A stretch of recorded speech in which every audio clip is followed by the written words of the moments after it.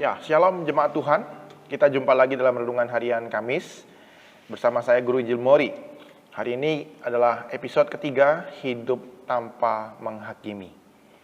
Nah, saudara, bagian terakhir yang Yesus ucapkan dalam topik ini adalah perkataan Yesus yang mungkin terkenal sekali.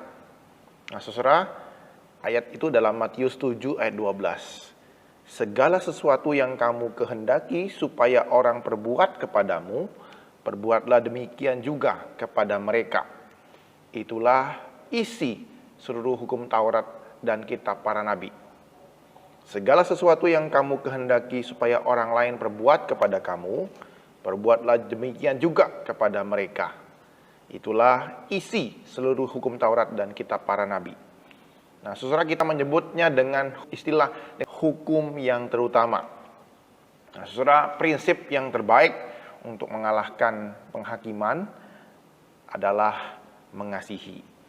Nah, saudara, Yesus mengingatkan kita bahwa kita pun tidak suka dihakimi. Ini prinsip yang terbaik. Perlakukanlah orang lain seperti kamu ingin diperlakukan, seperti itu. Nah, ini triknya, ini tipsnya, ini konsep yang benar untuk mengalahkan penghakiman. Nah, dalam versi Lukas pasal 6 ayat 31, setelah Lukas mencatat bagian ini, ucapan Yesus ini, dilanjutkan dengan ayat mengasihi musuh. Nah, saudara, Lukas mencatat itu dengan unik sekali. Jadi dia lanjutkan, kamu harus mengasihi musuhmu, dengan perintah yang Yesus katakan seperti itu. Nah, saudara, sangat tidak mungkin kita bisa melakukan seperti yang Lukas tuliskan ini. Mengasihi musuh kita. Memperlakukan orang lain itu seperti kita ingin diperlakukan.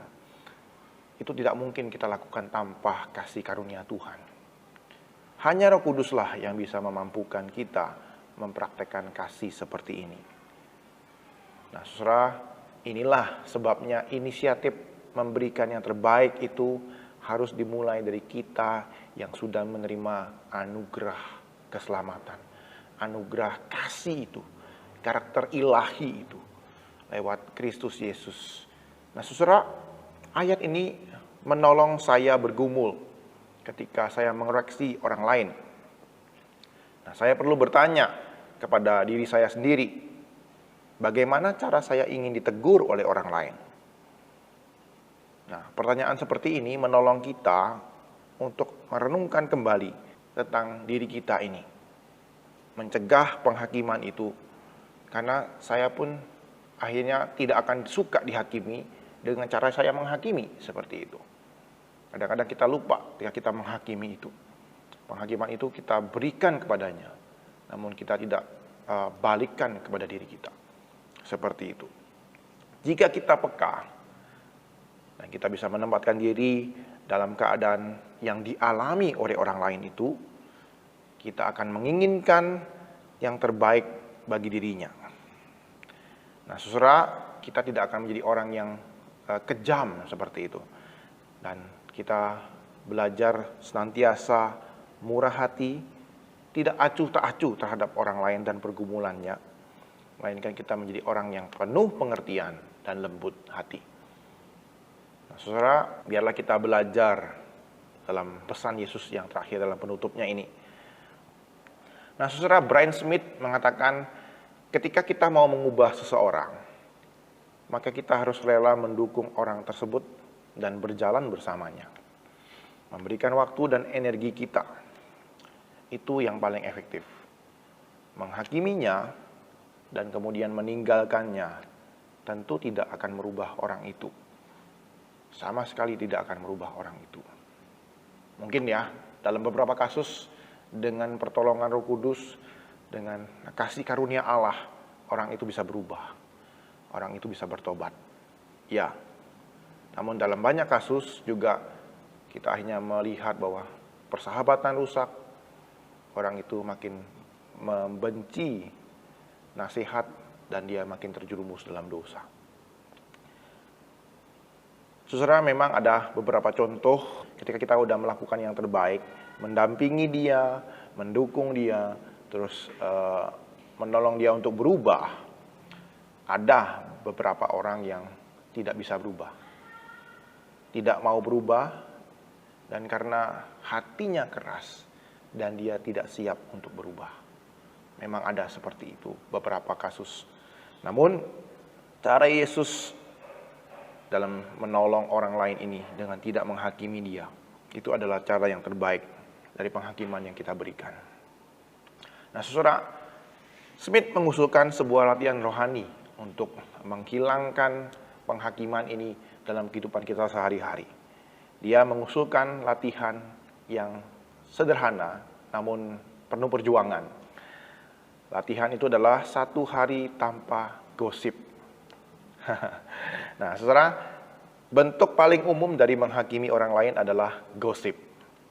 Nah, Smith mengartikan gosip ini sebagai 1, berbicara secara negatif. Berbicara secara negatif. Kemudian yang kedua, membicarakan secara negatif orang yang tidak sedang bersama-sama dengan kita. Jadi bicarain orang lain di belakang orang lain itu. Negatif lagi, seperti itu. Nah, itu definisi gosip yang dimasukkan di sini. Jadi kita berjuang 1 hari tanpa gosip. Nah, kita perlu membedakan mana yang gosip, mana yang bukan. Contoh, ketika kita berkata, Brad Pitt naik jabatan, dan dia adalah seorang pekerja keras. Atau ketika orang itu ada bersama-sama dengan kita berkata, apakah kamu sudah mendengar Brad Pitt naik jabatan?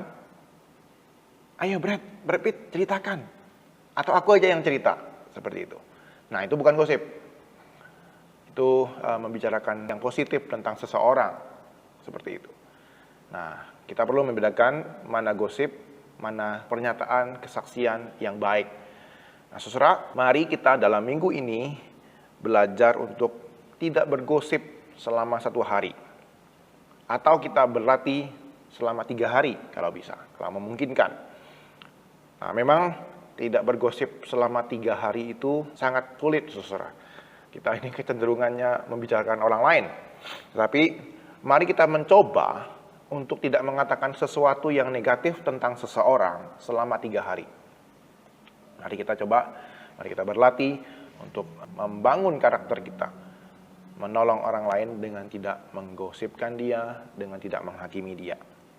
Nah, ketika kita melakukan hal ini, mungkin kita akan terlihat sok kudus di antara orang-orang yang bergosip. Khususnya ketika orang itu tahu, kita pun ikut bergosip dengan dia sebelum-sebelumnya. Nah, jika ada perasaan ataupun kondisi seperti itu, ada 2 hal yang Anda perlu lakukan. Pertama adalah pergi, jadi kabur, jadi nggak ikutan dalam kumpul-kumpulan itu. Atau yang kedua nih, kalau Anda harus tetap ada dalam komunitas itu, jangan ikut-ikutan membicarakan orang itu. Dan cobalah untuk mengganti topiknya secepat mungkin. Jadi 2 ya. Kalau udah nggak tahan, kalau nggak bisa, pergi. Yang kedua, enggak bicara ataupun ganti topiknya, seperti itu. Nah, ketika kita mulai melakukan hal itu, menolak gosip yang ada dalam nongkrongan kita, maka orang lain pun akan sadar bahwa bergosip itu tidaklah baik.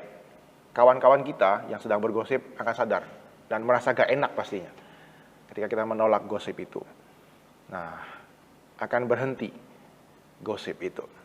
Nah, Matt Johnson mengajarkan kita cara yang berikut ini. Sebelum gosip menjadi liar, dia akan mengubah pembicaraan itu menjadi sesuatu yang positif. Contoh, ya, saya tidak mengenal Tom sebaik Anda, tetapi sepertinya dia adalah orang yang murah hati. Gitu. Ini mungkin lagi dibahas, gitu, lagi gosipkan. Mungkin kita bisa bilang gini, wah, saya nggak terlalu kenal si Tom. Tapi yang saya kenal, Tom itu orangnya baik sekali, murah hati. Ada sesuatu hal dan kelebihan yang dia miliki. Kita bicarakan. Nah, menurut Matt, kalimat ini akan mengubah pembicaraan dan memberhentikan gosip tersebut. Ya, saudara, biarlah kita boleh berlatih meniadakan penghakiman di tengah-tengah kehidupan kita, di tengah-tengah komunitas kita. Nah, saudara, ingatlah, gosip bukanlah sebuah evaluasi ataupun kesaksian mengenai orang lain. Beda ya. Ketika kita ditanya seseorang, apakah si A bisa diandalkan? Sementara kita melihat bahwa si A ini tidak bertanggung jawab dalam pengalaman kita bersama-sama dengan dia, maka kita harus mengatakan hal yang sebenarnya, dan itu bukanlah gosip.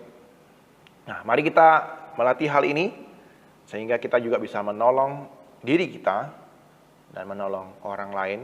Semakin hari semakin bertumbuh karakternya dan bisa menghadapi tantangan dan kelemahan-kelemahan yang mereka hadapi dalam peperangan melawan dosa. Tuhan Yesus memberkati, mari kita berdoa. Tuhan, kami bersyukur buat firman-Mu yang telah mengingatkan kami. 3 minggu berturut-turut kami membahas tentang belajar hidup tanpa menghakimi orang lain. Tolong kami Tuhan, mampukan kami melihat kehidupan kami ini. Biarlah kami boleh menolong saudara-saudara kami yang jatuh dalam dosa. Bukan dengan penghakiman, tapi dengan kasih yang bisa menolong mereka, mendampingi mereka. Dan terus memohon kekuatan-Mu Tuhan, hikmat-Mu dalam membimbing mereka menuju jalan yang benar. Terima kasih Tuhan Yesus, pimpin kehidupan kami sepanjang hari ini, dan pimpinlah latihan kami selama seminggu ini untuk menjalani kehidupan tanpa penghakiman, tanpa gosip. Dalam nama Tuhan Yesus kami ucap syukur dan berdoa. Amin.